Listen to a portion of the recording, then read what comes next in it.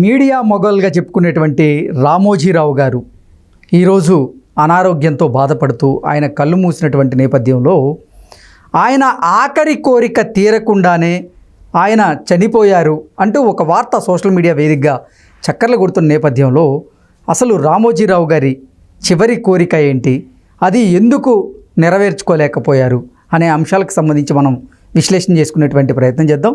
ప్రస్తుతం నాతో పాటు ఉన్నారు తెలుగుదేశం పార్టీ అధికార ప్రతినిధి సూర్యదేవర్ లత గారు. లత గారితో మాట్లాడదాం. లత గారు నమస్తే అండి. నమస్తే అండి. రామోజీరావు గారు ఈరోజు అనారోగ్యంతో బాధపడుతూ ఆయన కన్ను మూయడం జరిగింది. అయితే రామోజీరావు గారు చివరి కోరిక తీరకుండానే చనిపోయారు అంటూ ఒక వార్త ఇప్పుడు సోషల్ మీడియాని షేక్ చేస్తూ ఉంది. అసలు రామోజీరావు గారి చివరి కోరిక ఏంటి, అది ఎందుకు తీరకుండా ఆయన చనిపోయారు అంటే ఏం చెప్తారు? అంటే ఆయనకి గతంలో ఏదైనా సృష్టించగలిగే సృష్టికర్త లాంటి వ్యక్తి రామోజీరావు గారు.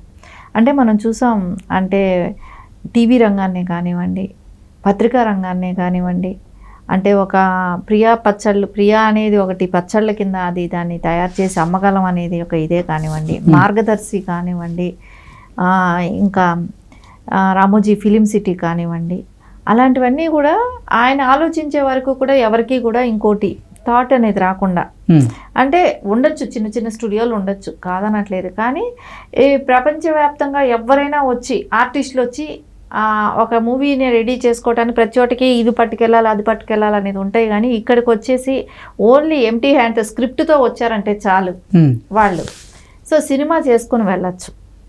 సో ఆ రకంగా ఆర్ఎఫ్సి అంటే రామోజీరావు ఫిలిం సిటీని ఆ రకంగా ఆయన తయారు చేయటమే కానివ్వండి, దాని లోపల స్టార్ హోటల్స్ ఉంటాయి, 3 స్టార్ ఉంటుంది, 5 స్టార్ హోటల్ ఉంటుంది, నార్మల్ పీపుల్కి ఉంటుంది.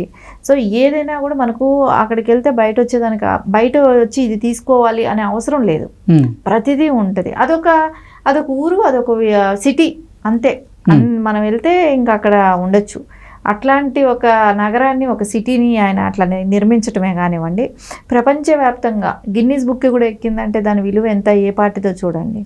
అందరూ హాలీవుడ్ అంటారు, కానీ మనకి ఇక్కడ రామోజీరావు గారి మూలాన అంతటి ఘనత మనకి ఇక్కడ దొరికింది.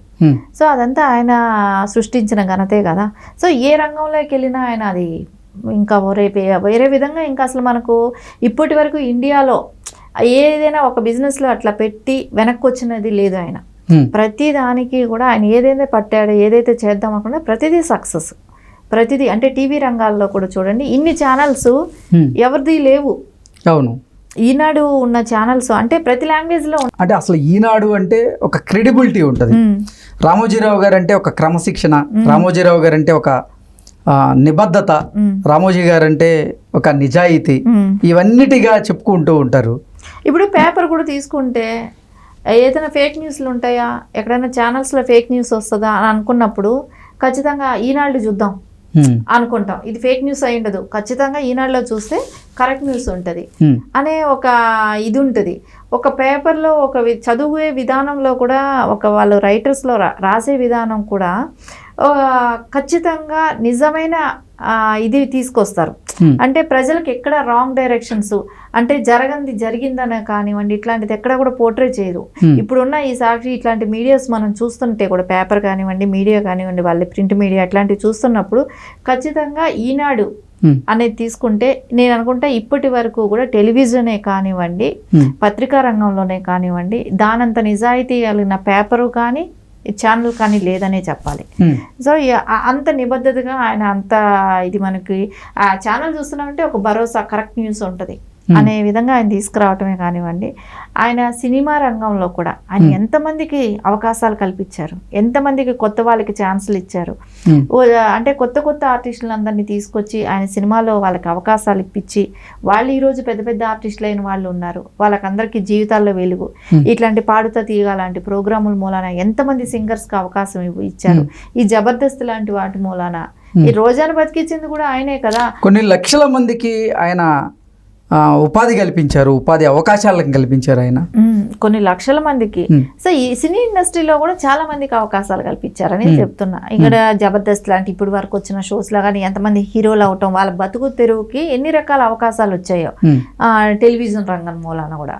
అట్లా చూస్తుంటే ఆయన పాపం ఓం అనే ఒక సిటీ కడదామనే కానివ్వండి, ఓం అనే సిటీలో మొత్తం అంటే ఓం అనేటువంటి ఒక స్పిరిచువల్ సిటీని నిర్మిద్దామని ఆయన భావించారని, అది నెరవేరకుండానే ఆయన చనిపోయారని కొన్ని వార్తలు వస్తున్నాయి. అలాగే అసలు ఆయన 100 సినిమాలను నిర్మించాలనే డ్రీమ్ ఆయనకు ఉండేదని, అవి తీరకుండానే ఆయన చనిపోయారని, ఇలా కొన్ని వార్తలు అయితే వస్తూ ఉన్నాయి. అదే ఆయన 100 సినిమాలు ప్రొడ్యూసర్గా చెయ్యాలనేది ఆయన కళ. సో 90 సినిమాలు చేయగలిగారు. సో 90 సినిమాలు చేసినప్పుడు ఖచ్చితంగా ఇంకో 10 మూవీస్ అనేది దానికి పెద్ద విషయం కాదు, ఖర్చు పెట్టాలన్నా చేయాలన్నా. కానీ ఒక బ్రాండ్ ఉంటుంది కదా, ఈనాడు సంస్థ నుంచి ఒక సినిమా వస్తుంది మూవీస్ అంటే అప్పట్లో దానికి ఒక బ్రాండ్ ఉంది, దానిలో తీసే సినిమా మంచి ప్రాజెక్ట్ బయట రావాలనేది అనుకుంటారు. సో దాని మూలాన లేట్ అయి ఉండొచ్చు ఆ 10 మూవీస్ అయినా కూడా. సో ఆ సెలక్షన్ చేసుకునే విధానంలోనూ సబ్జెక్టులు దొరకకనో ఇట్లా ఈ 10 మూవీస్ అయినా లేట్ అయ్యటం మూలాన ఆ తర్వాత ఆయన కాలం చేయటమే కానివ్వండి, హెల్త్ ప్రాబ్లం రావటమే కానివ్వండి, ఆ దానిలో కూడా ఈ వైఎస్ జగన్మోహన్ రెడ్డి లాంటి వాళ్ళైనా కూడా ఆయన్ని ఇబ్బంది పెట్టి ఆఖరి రోజుల్లో సో ఆయన్ని ఎలాగైనా ఒక్క రోజైనా ఆయన్ని జైల్లో పెట్టాలి అనే విధంగా ఆయన్ని ఇబ్బంది పెట్టడం కూడా జరిగింది. అంటే మనం ఇప్పుడు చూసాం, రాజేంద్ర ప్రసాద్ గారు ఓపెన్గా స్టేట్మెంట్ కూడా ఇవ్వటం జరిగింది. దుర్మార్గమైన రాజకీయ కక్ష పెట్టుకొని, కానీ ఆయన ఏదైతే కోరుకున్నాడో ఆయన సక్సెస్ చూసే చనిపోయారు అని అన్నారు. అంటే గెలవటం కూడా ఆయన చూశారు. టీడీపీ ఈరోజు ఇంత విజయం సాధించటం కూడా ఆయన కళ్ళారా చూడటం కూడా జరిగింది. ఆ విజువల్స్ కూడా మనం చూడటం జరిగింది. అంటే ఆయన ఏ రకంగా ఇబ్బంది పెట్టారు, ఆయన హాస్పిటల్లో ట్రీట్మెంట్ జరుగుతున్నప్పుడు కూడా ఆయన్ని వెళ్ళి డిపార్ట్మెంట్ వాళ్ళు ఇబ్బంది పెట్టడం అనేది మనం విజువల్స్ అన్ని కూడా చూసాం. అంటే ఎంత రాక్షస ఆనందం పొందాడు ఇక్కడ కూడా జగన్మోహన్ రెడ్డి.